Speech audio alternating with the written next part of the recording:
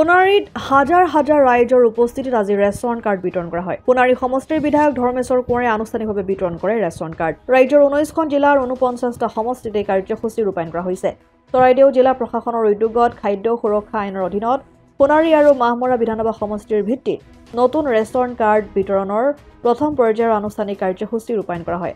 সমান্তৰালভাৱে ক্ৰমে সোণাৰী নগৰস্থিত ভাগৱতী প্ৰসাদ বৰুৱা সোঁৱৰণী উচ্চতৰ মাধ্যমিক বিদ্যালয় খেলপথাৰত আৰু মাহমৰাৰ জজলি পাঁচালী গাঁওস্থিত সাংস্কৃতিক প্ৰেক্ষাগৃহত অনুষ্ঠিত কৰা হয়। আজিৰ নতুন ৰেচন কাৰ্ড বিতৰণৰ সভাত সোণাৰী সমষ্টিৰ বিধায়ক ধৰ্মেশ্বৰ কোঁৱৰ, চৰাইদেউ জিলা আয়ুক্ত ডাঃ নেহা যাদৱ, আৰক্ষী অধীক্ষক সুৰজিৎ সিং পানেশ্বৰ, সোণাৰী পৌৰসভাৰ পৌৰপতি তিলক চন্দ্ৰ নেওগ, উপ পৌৰপতি স্বাক্ষৰজ্যোতি গগৈ, বিজেপি জিলা সভাপতি লক্ষ্মীনাথ দাসা, সোণাৰী পৌৰসভাৰ ৱাৰ্ড আয়ুক্ত গ্ৰীণ গগৈ, ৱাজিদা বেগম আদি উপস্থিত থাকে।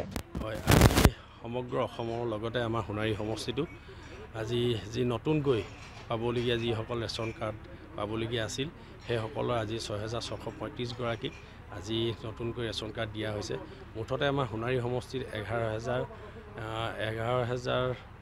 প্ৰায় 45 গৰাকী আছে, 11,045 গৰাকী, আৰু এই 11,000 গোটেই 11,000 এই মাহৰ ভিতৰতে পাব। কিন্তু আজি 6635 গৰাকীক দিয়া হৈছে। কিন্তু অসমৰ 49টা সমষ্টিত টোটেল দিছে 7 লাখ হিতাধিকাৰী। গতিকে 20 লাখক মুঠতে দিব, 20 লাখ হিতাধিকাৰী নতুনকৈ ৰেচন কাৰ্ড পাব অসমত। তাৰে আমি 11,045 গৰাকী পাম আৰু সোণাৰী সমষ্টি। আৰু এতিয়া আমি 6635 গৰাকী আজি নতুনকৈ মুকলি কৰি দিয়া হৈছে, তেওঁলোকৰ ৰেচন কাৰ্ড দিয়াৰ ব্যৱস্থা কৰা হৈছে। গতিকে এই অকল এইটো বুলিয়েই নহয়, আৰু বিভিন্ন ধৰণৰ আঁচনিৰ জৰিয়তে যাতে যিসকল দুখীয়া দৰিদ্ৰ লোক আছে তেওঁলোকক যিখিনি দিব লাগে, যিসকল আছে উদ্যমিতা আঁচনিৰ জৰিয়তে মহিলাসকলক যিখিনি দিবৰ কাৰণে ব্যৱস্থা কৰিছে 10,000 টকাকৈ প্ৰত্যেকগৰাকী মহিলাক, ঠিক তেনেকৈ আজি অৰুণোদয় আঁচনি আমাৰ এই মাহৰ ভিতৰত সম্পূৰ্ণ কৰি আমি জানুৱাৰী মাহৰ পৰা দিয়াৰ ব্যৱস্থা কৰিছে অসম চৰকাৰে।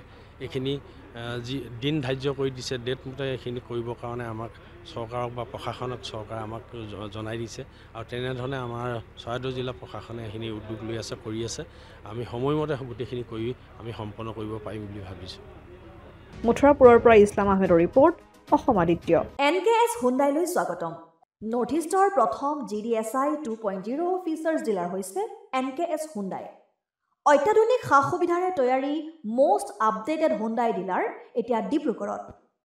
আমাৰ NKS হুণ্ডাই ডিলাৰত open sales consulted room, customer ৰুমৰ লগতে পুৰণি গাড়ীৰ এক্সচেঞ্জ ফেচিলিটিও ৰখা হৈছে।